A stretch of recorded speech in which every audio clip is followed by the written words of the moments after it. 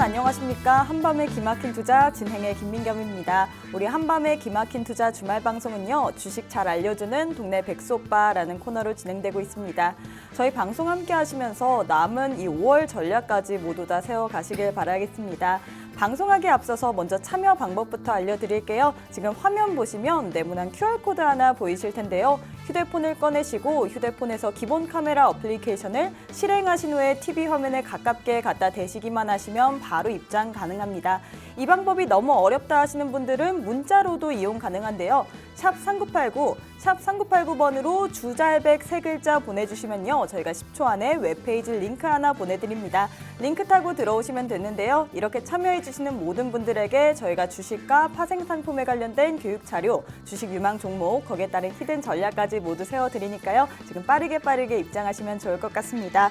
또 시청자 참여 이벤트까지 준비되어 있습니다. 팍스경제TV의 시청자 게시판이나 노란톡방 너튜브를 통해서 주식과 파생상품 투자에 관해서 궁금했던 점 올려주시면요. 저희가 TV방송 도중에 소개를 해드리고 있고요. 또 채택되신 분께는 주식 투자와 파생상품 교육 VOD를 USB에 담아서 선물해 드리고 있으니까요. 지금 빠르게 입장하셔서 참여해 주시길 바라겠습니다. 자, 그럼 본격적으로 방송 시작해봐야겠죠. 주말의 주인공 김정철 본부장님 모셨습니다. 본부장님 안녕하세요. 네, 안녕하십니까. 반갑습니다. 김정철입니다. 네, 본부장님 이 인플레이션 둔화 신호가 곳곳에서 나타나는 것 같습니다. 이번 주에 또 주요 경제 지표인 CPI에 이어서 PPI까지 발표가 됐는데요. 두 지표 모두 예상치보다는 낮은 수준이었는데 일단 어떻게 보셨는지부터 리뷰해 주시면 좋을 것 같습니다. 네, 미국 CPI, PPI. 네, 미국이란 말 꼭 붙여주시고. 네, 미국. 네, 왜냐하면 4월. 네, 왜냐하면 이게 그 우리나라가 네. 제가 우리나라가 똑똑할 수밖에 없어요. 우리나라 사람. 왜냐하면 왜요? 우리나라 CPI, PPI를 사람들이 몰라요. 미국 걸 사람들이 공부할 정도로. 그러니까 우리나라는 똑똑할 수밖에 없어요. 다른 나라 거 다 공부해야 되고 다 해야 되고. 우리나라 사람들이 정말 똑똑하다. 이런 얘기 좀 다시 한번 드리고. 네. 왜 우리가 미국 물가까지 우리가 신경 쓰면서 살아야 되는지. 우리나라 물가도 높아 죽겠는데. 약간 이런 생각을 해봅니다만은 이게 다 공부다. 이런 거를 다 우리가 알아야 우리가 전 세계적으로 우리가 외화벌이를 할 수 있다. 우리가 전체적으로 우리는 나라가 조그마고 뭐 인구는 뭐 적당하고 사실 뭐 자원은 하나도 없고 우리가 믿을 수 있는 건 뭡니까? 그 각 개개의 그 역량과 능력이에요. 네, 능력만 믿을 수 있죠.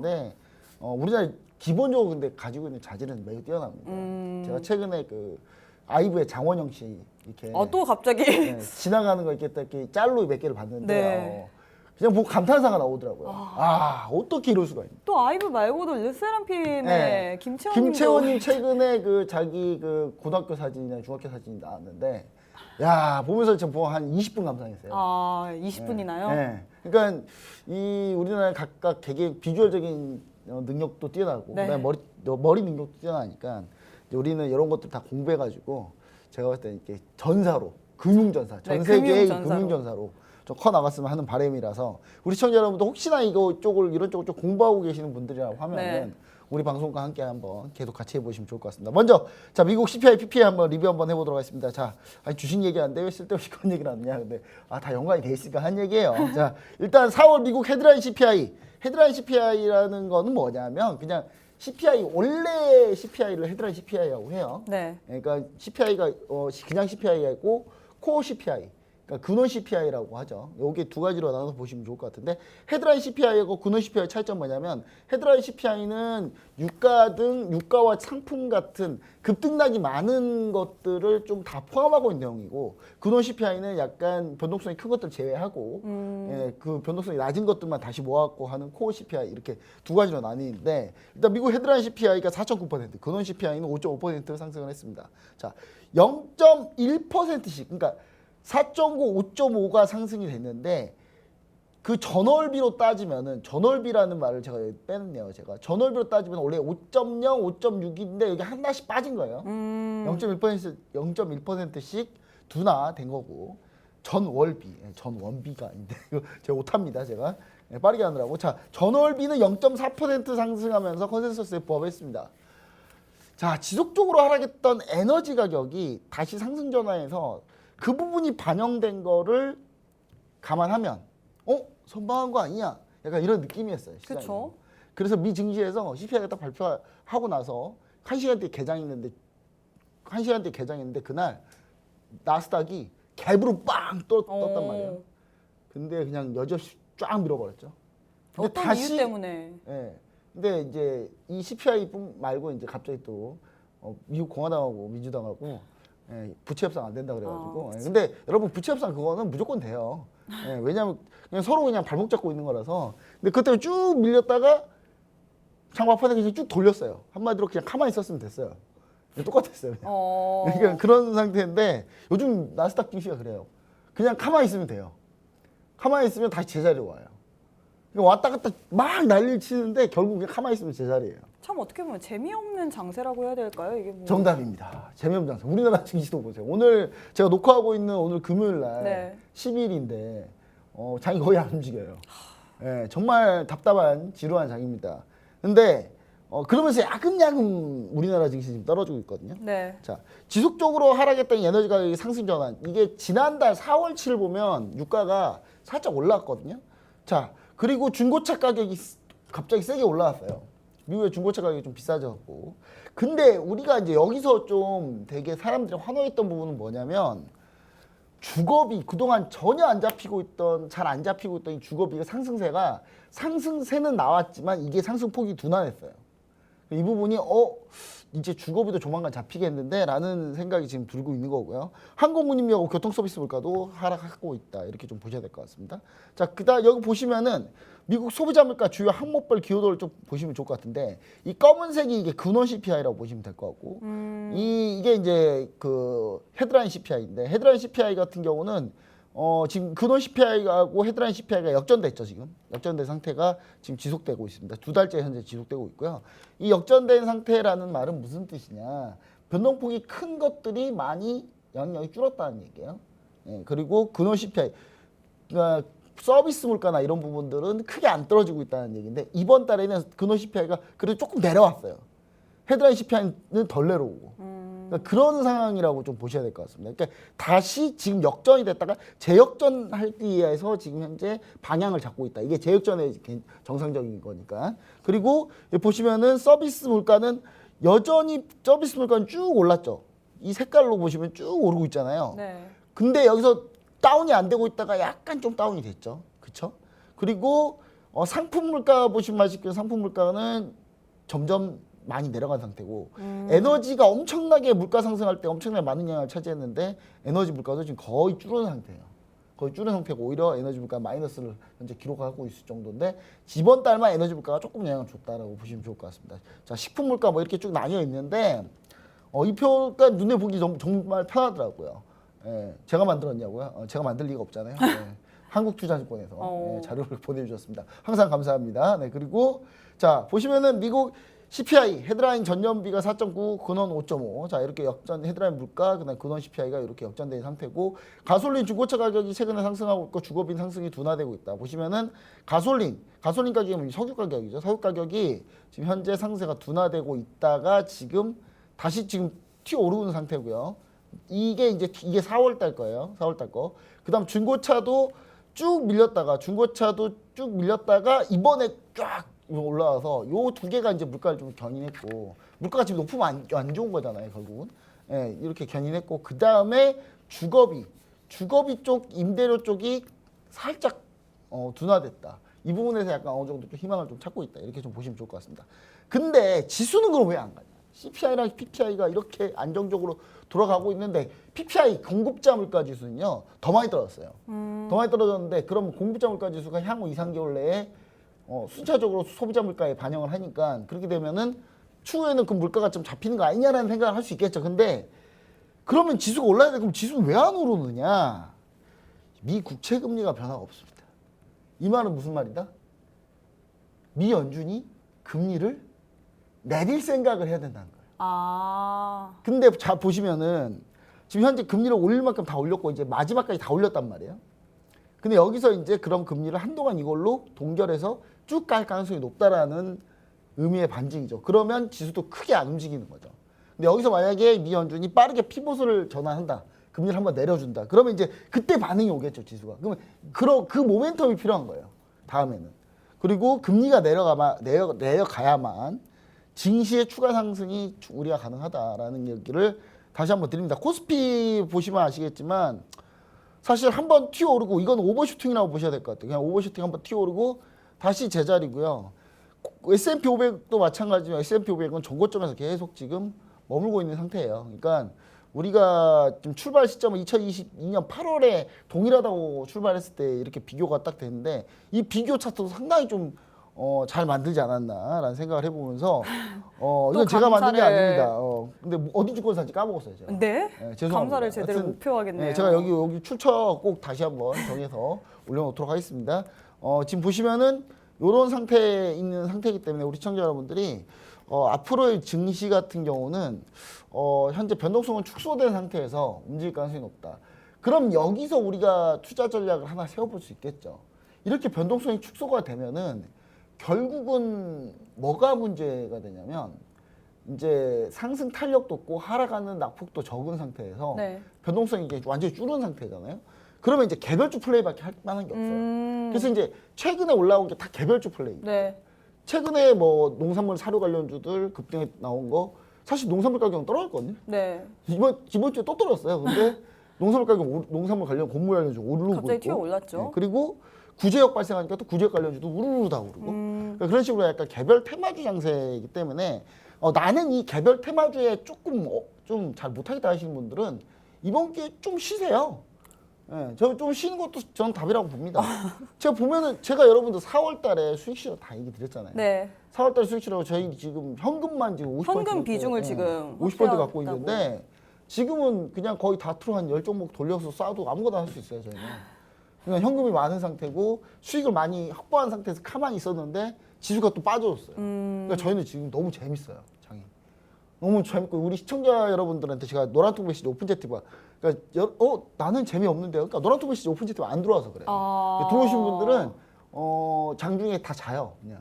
제가 옆에서 쉬고 듣기에는 있어요, 참 이게 맞나 좀 다 쉬고 얄밉다라는 있어요. 생각이 들 정도로. 다들 쉬고 있는데 이제 제가 본업에 좀 다들 충실하시면서 네. 우리가 한 타이밍 온다 이제 그 타이밍 온다. 그래서 하나 둘씩 요즘에 이제 종목 한 개 두 개씩 한번 매수 한번 해보려고 하고 있는데 그동안 이제 한번 좋은 장이 한번 딱 지나갔잖아요. 근데 이제 여기서 변화하는 부분들 어떤 걸 변화하면 되냐면 미 증시에서 금리가 과연 움직이느냐 이 부분을 좀 보시면 좋을 것 같고 그 다음에 악재 쇼크가 나왔을 때 시장이 반응을 하느냐. 예를 들어서 부채 한도 협상 같은 경우 부채 한도 협상 같은 경우가 딱 미국은요 그 최근에 워렌 버핏이 그 버크셔 해서웨이 그 주주총회 때 13살 짜리 여자아이가 버크셔 해서웨이 주주총회 참석해가지고 제가 지금 6년째 참석하고 있다고 기립박수 받았거든요. 그 여자아이께서 뭐라 그랬냐? 미국의 달러를 찍어내는 문제점에 대해서 신랄하게 비판하면서 질문을 하더라고요. 그때 워렌 버핏이 당황했어요, 순간. 이렇게 핵심적인 질문을 하다니. 그래서 그 답변을 해줬는데 결국은 이제 무슨 내용 미국은 계속 달러를 찍어내고 그걸로 부채를 만들어서 코온 나라인데 지금 미국이 이제 부채가 GDP 125%예요. 근데 이제 요거를 정부 부채를 늘리려면 이제 의회 승인이 있어야 되는데 이게 트럼프 대통령 때는 민주당이 항상 발목을 잡았거든요. 오바마 대통령 때는 공화당이 발목을 잡고 그 다음에 또 이제 바이든 대통령 때 되니까 공화당이 또 발목을 잡고 있어요. 근데 이게 여러분 타결이 돼요. 이렇게 서로 하다가 결국 타결합니다. 이거 예전에 어떤 일이 있었냐면 한번 이 쇼크가 있는 뒤로는 이거 가지고 그렇게 모험하지 않습니다. 지금 보시면 2011년에 미국 부채 한도 협상이 8월이었거든요. 근데 이날 발목을 공화당이 세게 잡아요. 결국 의회 승인이 안 된 상태에서 셧다운이 됩니다. 미국이 다. 왜냐하면 부채 한도 협상이 그 의회에서 그 협상이 안 되면 공무원 월급이 아무것도 못 나가요. 그럼 관공서 다 못 나갔죠. 이때 이달 한 번 이래가지고 이날 우리나라 코스피가 마이너스 21%가 밀렸어요. 한 달 만에. 폭락했었거든요. 근데 그때 전 세계가 다 폭락했는데 이때 한번 쇼크를 한번 겪어봐서 굳이 뭐 다시 이런 일을 만든다? 그럴 가능성 없습니다. 그래서 제가 봤을 때 만약에 그리고 이런 상황이 많이 벌어지잖아요. 그러면 적극적인 풀매수. 그때는 엄청나게 매수해야 된다. 왜냐면 무조건 부채한도 협상 할 거니까. 나중에. 어. 그래서 요거는 크게 악재가 아니다. 이렇게 좀 생각하시면 좋을 것 같고 이제 돌발 변수들을 몇 가지 있는데 그 변수들을 이제 하나씩 우리가 체크할 겁니다. 그래서 뒤에 보시면은 몇 가지 체크할 건데 그 부분들을 우리가 좀 염두하면서 다음 시장 2차 전지와 AI와 로봇이 이끌었던 1분기 시장을 뒤로 하고 2분기까지도 그 영향을 받고 있는데 이제 그럼 우리가 과연 썸머 랠리 때 우리가 과연 같이 할 수 있는 종목들이 뭔가 이걸 한번 같이 찾아보는 게 가장 중요한 핵심 투자 전략 포인트 아닌가 이렇게 좀 생각을 해봅니다. 네, 이렇게 전문가님께서 미국의 4월 CPI, PPI 리뷰를 해주셨습니다. 이 두 지표 모두 예상치보다 낮은 수준이었음에도 불구하고 지수는 계속해서 올라가지 않는 모습을 보이고 있는데 이 이유가 뭔가 했더니 미 국채 금리의 변화가 없기 때문이라고 얘기를 했습니다. 미 연준이 금리를 내릴 생각이 없기 때문에 계속해서 지수가 방향성 없이 흔들리고 있는데요. 이런 시장 가운데서 우리가 어떤 종목군들, 어떤 개별 종목을 공략해야 하는지 궁금하신 분들은 노란톡방 안에 입장하셔서 전문가님과 함께 시장 이슈 그리고 개별 종목까지 모두 다 챙겨가셨으면 좋겠습니다. 우측 하단에 지금 네모난 QR코드 하나 보이시죠? 휴대폰 기본 카메라 어플 켜시고 TV 화면에 가깝게 갖다 대시기만 하시면 바로 입장 가능합니다. 그럼 오늘도 노란톡 메신저에 올라온 질문들과 한 주간의 동향 확인해 봐야겠죠? 저희 방송은 녹화로 진행되기 때문에 실시간이 아니란 점 꼭 참고해 주시면 좋을 것 같습니다. 그럼 오늘도 노란톡 메신저에 올라온 주요 내용들 한번 살펴보도록 하겠습니다. 이번 주에도 노란톡방에서는 이슈 종목, 단기 트레이딩과 히든 종목들의 움직임이 좋았는데 이번 주 노란톡방 한번 이야기해 주시면 좋을 것 같아요. 네, 이번 주 노란톡 메신저 오픈 채팅방에 우리가 지금 핵심적으로 우리가 얘기하고 있었던 건 뭐냐면 네. SNS택이요. 아. SNS택이 우리가 SNS택을 우리가 이제 원래는 한 47% 정도 수익 실현했고요. SNS택은 우리가 최고가 수익 실현을 했는데 보시면은 이제 노란톡 메신저 오픈 채팅방의 내용 보시면 아시겠지만 이제 제가 어제 제가 이제 그제 매도한 거거든요. 저희가. 네. 자 보시면은 이제 이게 노란톡 메신저가 로그인을 하면 하루 전치만 불러오더라고요. 이틀 전 걸로 지금 못 불러오고 있어요, 제가. 그래서 지금 보시면 아시겠지만 안녕하세요. 오늘장 특별히 대응 못했는데 보합금 마무리입니다. 어제 SNS 때 수익 실현했는데 이게 어제니까 이게 어제 날짜거든요. 5월 11일. 그러니까 네. 어제니까 수요일이겠죠. 네. 수요일 날 쉽지 SNS 때 않네요. 수익 실현했는데 타이밍이 정말 좋았습니다. 오늘 마이너스 5% 급락이네요. 예, 제가 이제 사실은 수익 실현해서 오늘도 하락세를 보이고 있는데 그렇죠. 정말 타이밍이 잘 기가 맞췄네요. 막혔어요. 여러분 차트를 보시면요 더 네. 놀랍니다. 여러분 노란톡 메시지 오픈 채팅방 들어가서 물어보시면 되는데 자 차트를 보시면 SNS택 자 SNS택을 우리가 준비를 하고 있었는데 매도를 얼마 했냐? SNS택 자 SNS택이 최근 고가 수요일 날이 고가가 52,900원이에요. 네. 52,900원입니다. 우리가 매도를 얼마 했을까요? 얼마에 하셨나요? 52,800원 했습니다. 어머. 인간적이죠. 얼마 인간적이죠. 거의 최고가 매도했어요. 최고가 매도. 이거 제가 SNS택 거의 최고가 매도하고 많게는 47%에서 적게는 32%까지 수익을 다들 내셨는데 자, 이 SNS택 고가 52,800원 900원이었잖아요. 고가가 52,900원이잖아요. 네. 고가 52,900원에 목표가를 했으면 체결이 안 되신 분이 계세요. 안정적으로 체결됐겠네요, 물량이 잘안 그러면. 나오니까. 그러니까 52,800원이잖아요. 체결되고 나왔죠. 호가 다 먹었으니까. 근데 그렇게 체결한 다음에 어제 그리고 오늘까지도 주가가 하락하고 있는데 요즘에는 이제 기분 좋으시겠어요? 팔고 나서 하락하면 그렇게 기분 좋을 수가 없어요. 네. 그러니까 다만 이제 저는 항상 개인 투자들 판에 있기 때문에 우리가 던진 물량에 사실 우리가 던진 물량 때문에 밀렸거든요. 어제. 그러니까 수요일 날 우리가 매도하는 이날 어떤 상황이었냐면 제가 오죽하면 저희가 이제 이날 수요일이죠. 수요일 날 요때였어요. 11시 3, 4분에 저희가 매도를 딱 했거든요. 11시 3분, 4분에 얘기 드리고 자 이거 매도합니다. 얘기 드리고 52,800원에 딱 매도 끝냈는데 이게 11시 10분에 한 5분 뒤에 11시 10분에 52,900원까지 갑니다. 그리고 이제 우리가 여기서 물량을 다 매도하니까 이 SNS택이 못 가고 밀려버리더라고요. 우리 시청자분들이 좀 많이 샀나 봐요. 그래서 그리고 뭐 이거는 이제 사실 제가 얘기 드리지만 이걸 또 사신 개인 투자분들이 계실 수 있어요. 그분들 생각하면 좀 마음은 아픈데 우리와 함께하는 이 시청자분들은 상당히 저는 기분이 좋다. 다들 기분이 좋아한다. 이렇게 좀 얘기 드리고 제가 왜 이렇게 기분이 좋냐면요. 다른 종목들 매도했는데 더 올라간 게 너무 많았어가지고 최근에 너무 많았어가지고 그것 때문에 좀 요즘 매도해서 수익 실현을 해도요. 그 뒤에 안 올라가야지 좀 마음이 깔끔해요. 이미 수익 실현 많이 했음에도 불구하고 배가 좀 많이 아프신가 봐요. 그렇게 하면. 저희는 이제 이유는 있어요. 왜냐하면 왜요? 상반기에 최대한 벌어야 된다는 생각이에요. 왜냐하면 우리 하반기 안 좋을 거라고 예상하기 때문에 상반기에 최대한 벌어야 돼요. 여러분 증권사 직원들 자꾸 물어보세요. 다들 뭐라 그러는 줄 아세요? 뭐라고 하세요? 매년 똑같아요. 증권사 직원들한테 올해 시장 어떻게 봅니까? 연초에 그럼 뭐라 하는 줄 아세요? 다 상저하고 해요. 왠지 아세요? 이번에도 그랬던 것 같은데. 뒤로 가면 좋아요. 진짜만 안 좋은데 뒤로 가면 좋아요.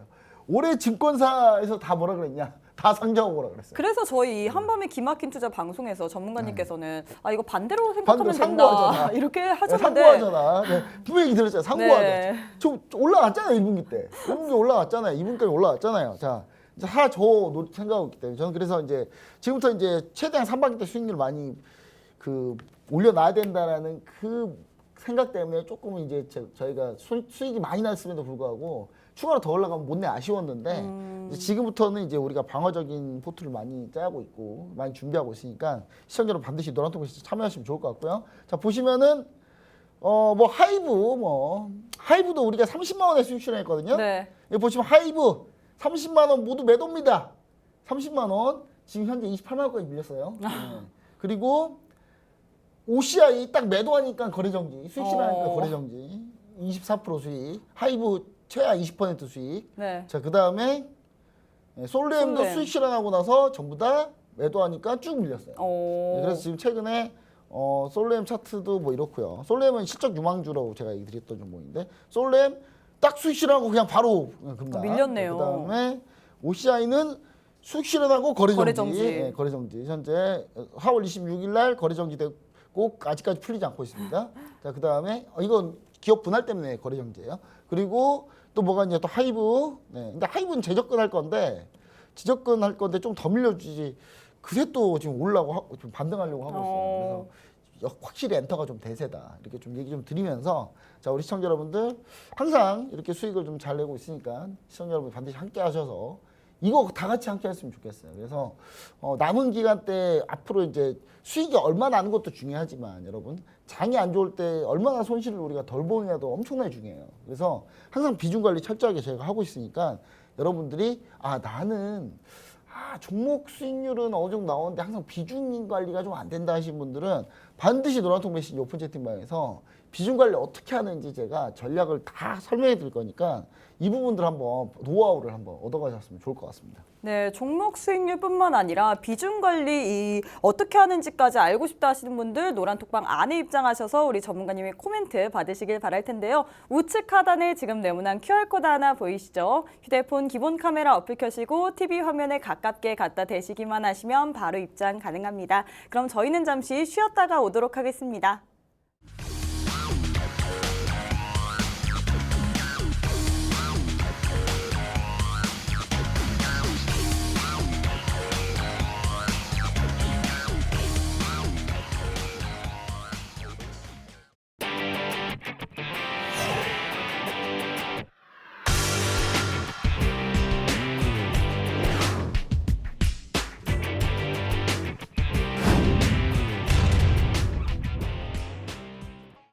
네, 이번 주 주요 이슈들 한번 살펴보도록 하겠습니다. 우크라이나군이 동부 격전지인 바흐무트에서 러시아 육군 최정예 부대인 제-72 자동소총여단을 격퇴했다고 뉴욕타임스와 로이터 통신 등 주요 외신들이 10일 날 보도를 했습니다. 이 외신 보도를 종합하면 이날 바흐무트 일부 지역에 있던 러시아 부대들이 우크라이나군의 반격으로 2km 이상 후퇴를 했다고 밝혀졌는데요. 오늘도 우크라이나, 러시아 관련된 투자 아이디어 한번 진행해 보도록 하겠습니다. 네, 일단 최근에 이제 우크라이나 러시아 전쟁이 1년을 넘어가면서 이거 진짜 사람들이 뭐 지겹다는 생각을 하는 분도 계시고 네. 많은데 저는 무슨 생각을 하고 있냐면 이게 이제 얼마 안 남았다 분수령이다. 지금 현재 상당히 중요한 타이밍이 좀 오고 있다라고 좀 얘기를 좀 드리고 싶습니다. 저 보시면은 최근의 이슈들은 뭐 이런 이슈들이 있어요. 지금 전선은 고착화돼서 아예 그냥 뭐 거의 변화가 없어요. 변화가 없는데 동부 바흐무트에서 공방전 지속하고 있다. 지금 이걸 지금 제가 3개월째 올리고 있거든요. 똑같이. 그러니까 바흐무트에서 엄청나게 지금 계속 싸우고 있는 거예요. 네. 근데 지금 바흐무트 초반에 바흐무트 공방전에서 중요했던 건 뭐냐면 초반에 러시아군이 와그너 그룹 용병대들이 돌격하면서 바흐무트를 거의 점령할 뻔했어요. 네. 우크라이나가 뭐 퇴각한다 뭐 그런 얘기도 많았는데 근데 우크라이나 끝까지 버티면서 지금 상황 어떻게 됐냐? 역전됐습니다. 오히려 지금 러시아가 수세가 몰리고 있고 지금 와그너 그룹은 지금 프리고진이 직접 막 소리를 지르더라고요. 프리고진이 영상에다가 막 쇼이구 쇼이구가 이제 러시아 국방장관이에요. 네. 같은 편인데 네. 같은 편. 쇼이구 너 이놈 내가 너네가 지금 보고 안 해서 우리 애들 다 죽고 있어 지금 그러면서 막 욕을 엄청 하더라고요. 영상에다가. 근데 그 정도로 지금 러시아는 내부적으로 내분인 상태인데 그 상태에서 이제 러시아군 쪽이었던 이쪽도 역시 와그너 그룹이 담당하고 있는 곳입니다. 근데 무려 우크라이나가 기습해가지고 러시아군 500명 전사하고 퇴각했는데 여단 자체가 완전 괴멸하진 않았지만 여단의 상당 부분이 완전히 전투력을 손실해가지고 후퇴하는 그런 상황이고 여기서 하룻밤 사이에 대승을 거둔 상황이고요. 여기서 이제 러시아군이 남서부에서 완전히 물러났습니다. 그러면서 바흐무트 포위가 풀렸고 지금 상황은 러시아군이 수세에 몰려있다 이제는 이렇게 좀 보시면 좋을 것 같고 최근에 어떤 상황도 있냐면 우크라이나가 요즘 드론을 엄청나게 많이 활용을 하다 보니까 드론이 이렇게 쭉 날아다녀요. 네. 그러면 이제 러시아군이 몰래 숨어있다가 드론을 발견해요. 우크라이나 드론을. 그러니까 그 러시아군이 뭐 하고 있냐? 어떻게 해요? 빌어요. 이렇게. 살려달라고.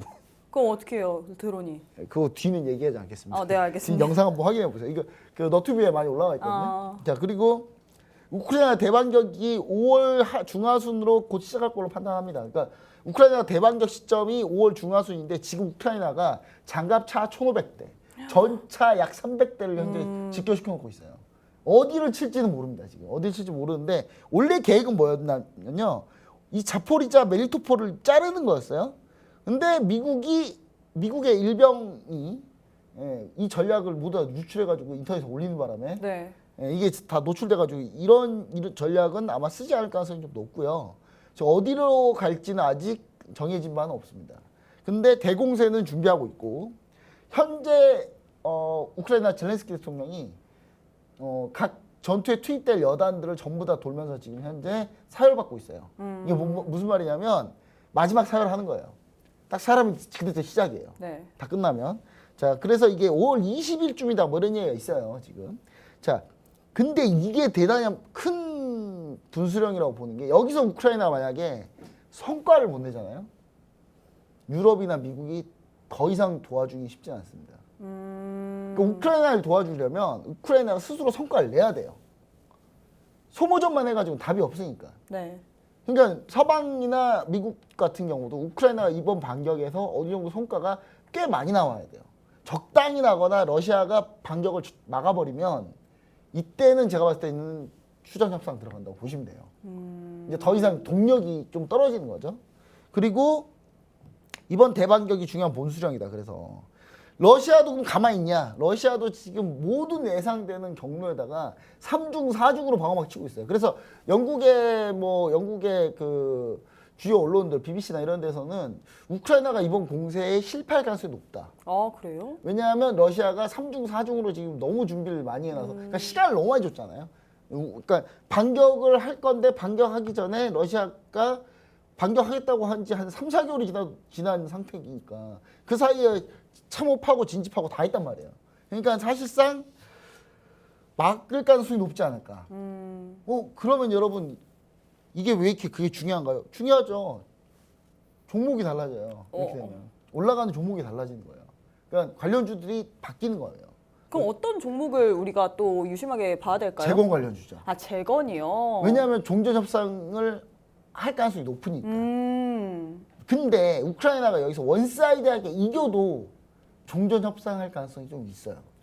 그러니까 이번에 뭔가 결과가 나오면 종전으로 갈 가능성이 좀 있다라는 부분을 우리가 좀 아셔야 될 것 같고 종전 협상에서 근데 제가 항상 얘기했던 게 뭐냐면 아니 유럽이 엄청나게 많이 기여하고 미국이 엄청나게 많이 도와줬는데 재건 관련 그 알짜배기 사업을 우리한테 주겠습니까? 항상 그랬잖아요. 네. 근데 우리한테 이제 줄 수도 있어요. 어, 왜냐면 우리나라가 몰래 포탄 제공했잖아요. 뭐, 제공한 게 있으니까. 네, 그러니까 한마디로 미국하고 유럽한테 우리는 포탄을 팔았는데 네. 미국하고 유럽은 자기들 포탄을 우크라이나에 줬잖아요. 왜 줬겠습니까? 우리나라가 주니까. 그러니까 이제 밀어내기 한 거죠. 밀어내기 한 거예요. 그러니까 한마디로 우리나라 지분이 있는 거예요. 우리나라도 지분이 있는 겁니다, 여러분. 그래서 저는 뭐 윤석열 대통령이 만약에 그렇게 해서 우리가 좀 됐다라면 저는 이건 또 칭찬받을 만하다. 충분히. 저는 이렇게 좀 얘기 드리고요. 그다음 러시아가 반격을 하기 위해서 이제 반격을 막기 위해서 방어선을 촘촘하게 구성 중인데 이게 어떻게 되느냐 여기서 막히느냐 이게 상당히 중요하다. 자 관련주도 한번 보도록 하겠습니다. 유가 에너지 관련주들 유가가 이제 안 올라요, 여러분. WTI 기준으로 63달러까지 밀렸어요. 대폭락했거든요 지난주에. 네. 근데 지금 살짝 다시 올라왔습니다. 그래서 70달러 지지라인으로 지금 테스트 중에 있는데 유가가 70달러에서 왔다 갔다 할 가능성이 높다. 지난번에 제가 뭐라 그랬냐 70달러까지는 하락할 거다 그랬는데 70달러 하락보다도 아예 그냥 네. 쭉 밀어버렸어요. 아예 그냥. 보시면은 WTI인데 WTI 차트를 보시면 아시겠지만 WTI가 무려 63달러까지 밀렸어요. 63.64까지 밀렸거든요. 예, 지금 급락한 상태에서 지금 살짝 올라왔는데 지금 70달러 또 깨지려고 하고 있어요. 다시 많이 밀렸네요. 올랐다가. 그러니까 지금 유가가 그러니까 제가 얘기 드린 게 뭐냐면 4월달에 CPI도 당연히 4월달 CPI는 뭡니까? 4월달 CPI는 올라온 게 반영이 됐겠죠. 그죠? 여기서 예 그리고 여기서 이제 쭉 이러고 떨어진 거니까 올라온 게 반영이 됐을 거라는 거. 그 다음에 자 다음 보면은 이제는 곡물 농산물입니다. 곡물 농산물 이거 우리나라 왜 오른지 모르겠어요. 러시아 우크라이나 곡물 협상 당연히 안 되죠. 안 되겠죠. 뭐 상한가 간 종목도 있고요. 안 될 겁니다. 왜냐?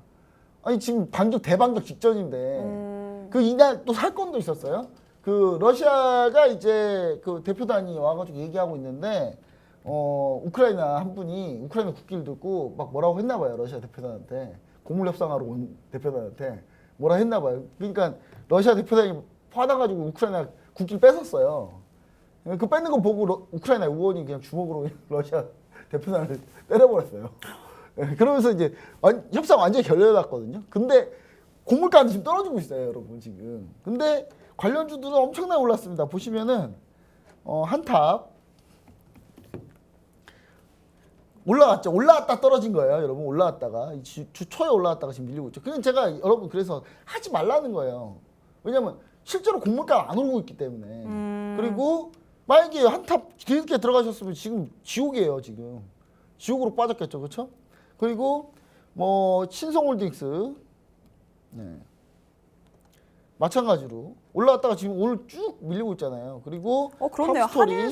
한일사료도 그렇고. 제일 대장은 한일사료죠. 한일사료인데 한일사료 같은 경우도 현재 지금 올라갔다가 지금 쭉 밀리고 있잖아요. 그러니까 이런 거 뒤늦게 접근하지 추격하지 말라니까. 단발성밖에 안 돼요, 이거는. 그래서 제가 항상 지난주에도 얘기 드렸다는 거 다시 한번 얘기 드리고. 자, 그다음에 방산주, 하나에로스페이스, LIG넥스, 한국항공우주 지속 보유인데 신규 접근도 전 가능하다 이제. 지금 한국항공우주 실적 쇼크 때문에 좀 같이 밀렸거든요. 네, 맞아요. 근데 한국항공우주의 호재도 같이 있습니다. 호재도 있는데 한국항공우주 지금 보시면 한국항공우주를 보자면은 자 지금 현재 고점 찍고 쭉 밀렸죠. 좀 밀렸는데 이제 신규 접근도 가능하다 얘기 드린 거예요. 한국항공우주의 대주주가 누구냐면 한국수출입은행이에요. 아니 한국수출입은행이 왜 방산주를 가지고 있죠? 한국항공우주가 원래 국가 소유 기업이에요. 원래 방위 산업이니까 중요한 핵심 분야잖아요. 근데 이걸 이제 민영화하려고 하고 있단 말이야. 누가 살려고 하고 있냐? 하나에어로스페이스가 살려고 하고 있어요. 그러니까 하나에어로스페이스가 이걸 인수한다? 그러면 호재란 말이에요. 이거는. 그러니까 아직 그 호재가 아직 남아 있다는 거.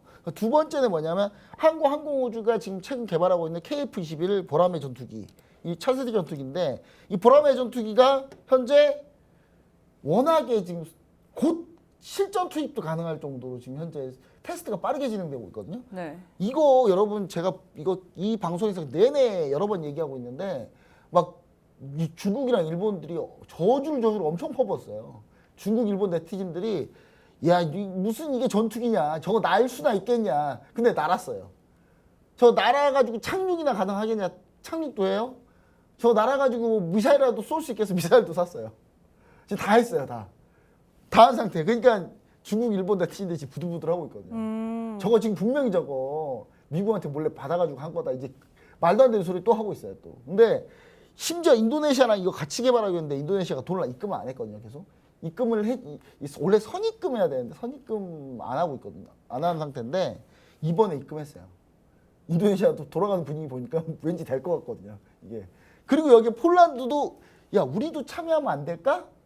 하면서 이제 타진해 왔단 말이죠. 자, 우리나라 방산무기의 특징이 뭐냐면 가성비가 좋다는 거예요. 가성비가 상당히 좋다. 그 다음에 우리나라는 워낙 북한이라는 정말 말도 안 되는 주적과 함께하고 있기 때문에 이 주적을 상대하려면은 우리나라 엄청나게 무기가 개발할 수밖에 없어요. 근데 그런 것 때문에 물량도 많고 수량도 많아서 단가가 낮아요. 그러니까 많이 만들면 단가가 낮아지거든요. 근데 여기서 폴란드가 또 참여한다고 하니까 이게 단가 더 낮아지는 거예요, 이게. 그럼 누구한테 호재다? 한국항공우주한테 호재다. 그 다음 곧 누리호 3차 발사가 대기 중에 있습니다. 근데 누리호 3차 발사 하면은 우주항공 얘기 나오면 그러면은 LIG 넥소는 안 되지 않나요? 여러분, 그 LIG 넥소 발사 체계 시스템은 다 LIG 넥소이 하고 있어요, 여러분. LIG 넥소 하면은 뭐 LIG 넥소이 무슨 전차만 만든 줄 아시는데 전차 자포 장갑차만 만든 줄 아시는 아니에요. LIG 넥소는 무기 체계에서 미사일 유도 장치는 다 여기서 해요. 전부 싹 다 여기서 합니다. 하나에어스페이스 역시 마찬가지로 미사일 관련 부분 다 하고 한국항공우주 역시 마찬가지가 한국항공우주도 원래 그 누리호 발사체 자체를 만들고요, 여기서. 그러니까 그런 부분들을 감안하면은 호재는 아직도 있다. 그래서 방산주는 신규 접근도 가능하다. 자, 그다음 우크라이나 재원 관련주들. 자, 지금 HD 현대건설기가 20일 이동평균선 지지받고 있는데요. 우크라이나 대반격 실패 시 급등 가능성이 있습니다. 근데 요거는 대반격이 실패한 거를 우리가 확인하고 접근하는 거예요. 그러니까 실패를 하지 않고 적당히 성공해도 저는 충분히 가능성이 있다고 보고 있는데 일단 우크라이나 대반격을 일단 한번 보고 그때 다시 한번 얘기 드릴 예정이고요. 자, 그 다음에 신재생에너지 보시면 신재생에너지 하나솔루션은 요건 제가 사과해야 될 것 같아요. 많이 밀렸습니다.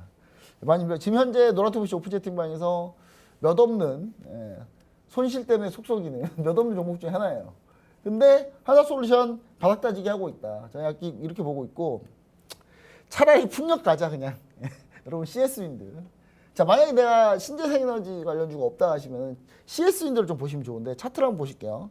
차트를 한번 보시면은 자, 하나솔루션하고 CS윈드 결정적인 차이가 미국이 태양광 실적이 좀 안 나오면서 하나솔루션 많이 밀렸거든요, 지금. 많이 밀렸는데 지금 바닥 따지기 하고 있는 중인데 오늘 또 조금 밀리고 있죠. 자, 근데 CS윈드를 보면은 이 풍력이잖아요. 풍력 글로벌 1위입니다, 얘가. 우리나라 기업이 글로벌 1위예요. 근데 CS윈드 보면 CS윈드는 그래도 지금 현재 기관 매수세와 외국 매수도 괜찮고 반등해서 올라오고 있다. 그래서 저는 CS윈드를 우리가 신규로 좀 보는 전략이 어떤가 이렇게 좀 얘기를 좀 드립니다. 네, 이렇게 오늘도 러시아 우크라이나 관련된 전환과 투자 아이디어까지 알아봤습니다. 추가적인 코멘트 더 듣고 싶으신 분은요, 노란 톡방 안에 입장하시길 바랄 텐데요. 우측 하단에 지금 네모난 QR코드 하나 보이시죠? 휴대폰 기본 카메라 어플 켜시고 TV 화면에 가깝게 갖다 대시기만 하시면 바로 입장 가능합니다. 다음 이슈 가보도록 하겠습니다. 이 현대차 그룹이 울산 전기차 공장에 2조가량 투자를 했다는 그 소식과 함께 이 주요 완성체 업체 실적 성재 기대감으로 인해서 관련주들, 자동차 관련주들이 이번 주에 강세를 보였는데요. 관련주들 주가 흐름 어떻게 보시나요? 네, 우리 시청자 여러분, 제가 2차 전지 한참 올라갈 때 끝물이 보인다. 여러분 4월 초에 제가 얘기 드렸어요. 네, 맞아요. 기가 막히지 않습니까, 여러분? 그리고 물론 제가 얘기하고 한 2주 더 갔어요. 제가 그때 얘기했잖아요. 어깨쯤 된다고. 머리 꼭대기 못 맞춘다고 나도. 머리 꼭대기 맞추면 여러분 제가 이 자리에 있겠냐고 계속 얘기 드렸잖아요. 그때 어깨쯤 됐던 거예요. 어깨쯤 돼서 제가 얘기 드린 거고. 그러면서 이 다음 2차전이 다음 뭐냐? 자동차 부품 얘기 드렸잖아요, 제가. 맞아요. 자동차 부품. 자, 보세요. 일단 현대차 최근 주가입니다. 확연하게 다릅니다. 달라요. 여러분, 제가 그 TV 방송사에서 뭘로 유명하냐면 현대차 안티로 엄청나게 유명해요. 실제로 제가 현대차에서 공문까지 받아본 사람이에요, 제가. 현대차 막 안 좋은 얘기 많이 해가지고 현대차에서 저한테 하나 보내더라고요. 근데 진짜 그럴 정도로. 나중에 현대차가 나중에 결국은 뭐 취하고 다 했습니다만은 결국은 제게 사실로 밝혀져가지고. 근데 기아도 역시 마찬가지. 기아도 최근 주가 보시면은 이렇습니다. 제가 뭐 현대차, 기아에 악감정해서 그런 게 아니야. 그때는 진짜 안 좋았어요, 진짜. 진짜 별로였습니다. 어느 때였냐면 2015년 이때였거든요. 월봉 보시면 아시겠지만 2015, 16 보세요, 안 좋잖아요. 제가 얘기하고 밀렸잖아요. 보세요, 얼마나 밀렸습니까? 몇 년을 밀렸습니까? 제가 지금은 이제 현대기아를 얘기하고 있단 말이에요. 자동차가 현대기아가 가면 결국 자동차 부품 같이 간단 말이에요. 근데 이때 컨셉은 뭐다? 이때 컨셉은 전기차 컨셉인 거예요. 지금 2차 전지하고 전기차 같은 거 달라요. 2차 전지 배터리만 얘기하는 거고 전기차 그 배터리를 탑재한 자동차를 얘기하는 거란 말이에요. 그러면 아예 다르단 말이에요. 뭐가 다르냐? 2차 전지는 배터리 자체 성능에 대한 소재, 그 다음에 부품 장비주에 대한 얘기고 자동차는 뭐냐?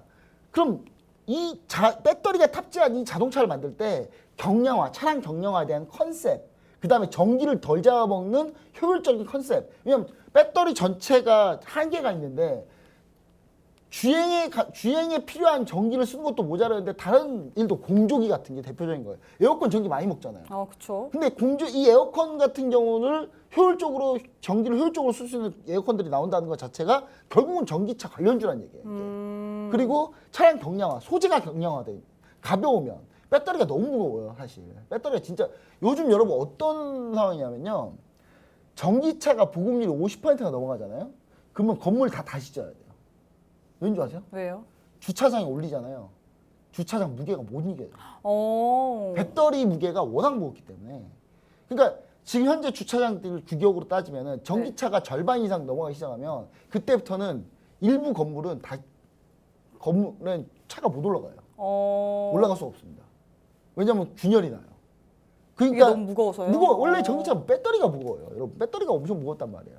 그러니까 그런 부분들에 대한 투자 아이디어들.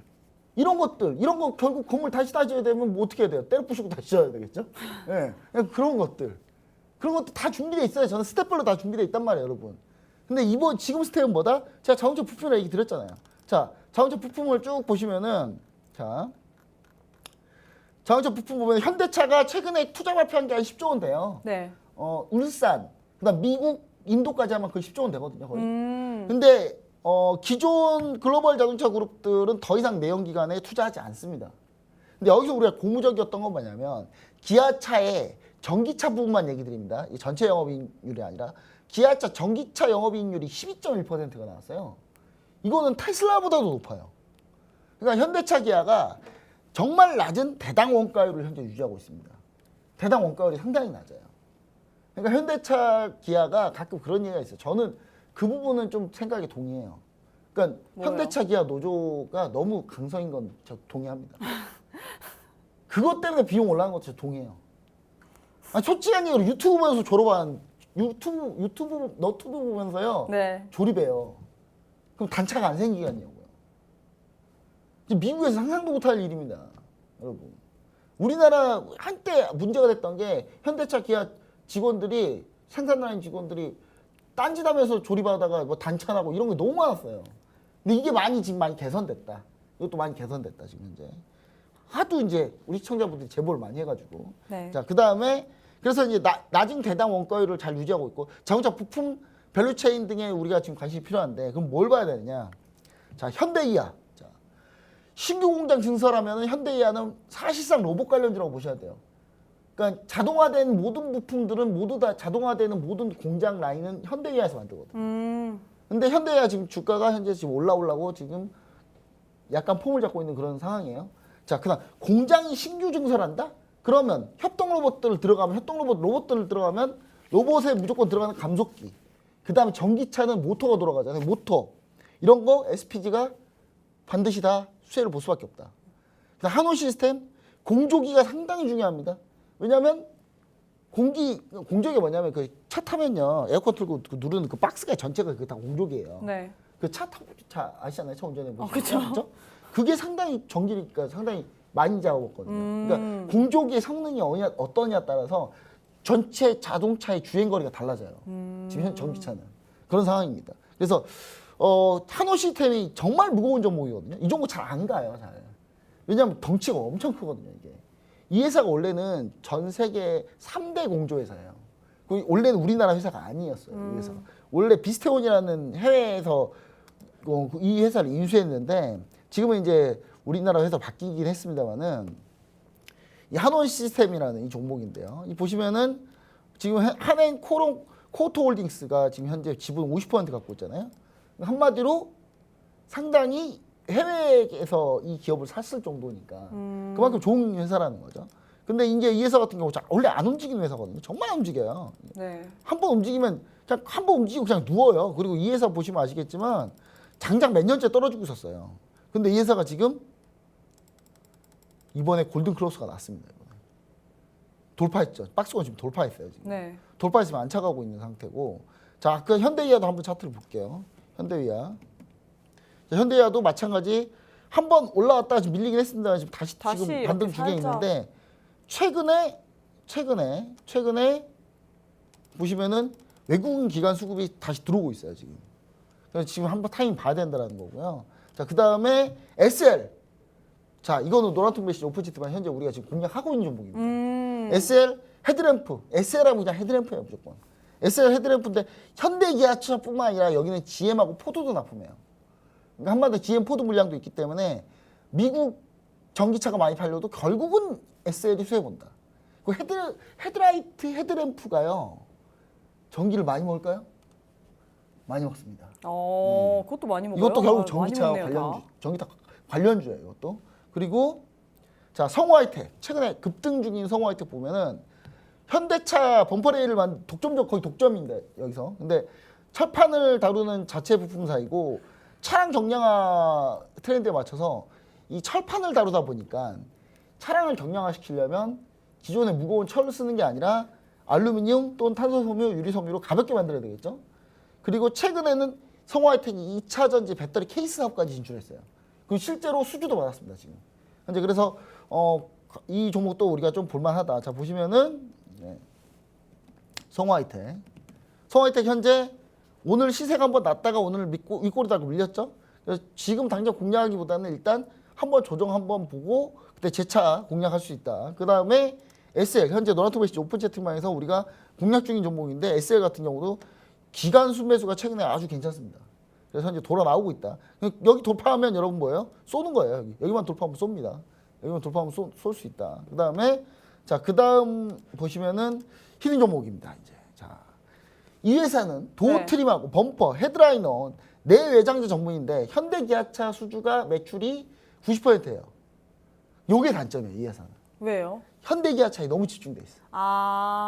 요거 하나가 단점. 근데 현대기아차 지금 잘 되니까 이 회사는 급격하게 잘 돼요. 그래서 현대기아차가 잘 되기 때문에. 근데 이제 이 회사가 최근에 미국 서베너시에다가 생산 공장을 현재 지금 하고 있어요. 만들고 있는데 이 기업의 또 단점도 있지만 이 단점 때문에 생기는 장점이 있어요. 뭐예요? 저평가되어 있습니다. 자동차 부품주 중에 제일 저평가되어 있어요. 아직 많이 안 올랐다 이 얘기죠? 올라왔는데 네. 이거 좀 많이 올라오긴 네. 했거든요. 근데 네. 아직 멀었어요. 그러니까 한 해에 이 회사가 벌어들인 돈이 있는데 그 돈에 비하면 시가총액이 너무 낮아요. 아직도. 그러니까 올라온 상태에서 이건 더 갈 수 있다는 거죠. 현대기아차가 잘 된다면. 그래서 이쪽 부분을 우리가 히든 종목으로 좀 보시면 좋을 것 같다. 이렇게 좀 얘기 드립니다. 네, 이렇게 자동차 부품 관련주에 대해서 이야기를 해주셨는데 전문가님께서 또 한 가지 히든 종목을 들고 오셨습니다. 이 종목 같은 경우에는 지금 저평가되어 있기 때문에 지금 입장을 하셔서 여러분들 종목명, 매수가, 매도가까지 모두 다 받아보시길 바랄 텐데요. 기회 드리도록 하겠습니다. 우측 하단에 지금 네모난 QR코드 하나 보이시죠? 휴대폰 기본 카메라 어플 켜시고 TV 화면에 가깝게 갖다 대시기만 하시면 바로 입장 가능합니다. 네, 저희가 준비한 내용은 여기까지입니다. 본 방송은 투자 판단에 대한 조언일 뿐 해당 종목의 가치 또는 상승 하락을 보장하지는 않습니다. 이 점 꼭 참고해 주시길 바라겠고요. 저희는 다음 이 시간에 다시 찾아뵙도록 하겠습니다. 시청해 주신 여러분 고맙습니다.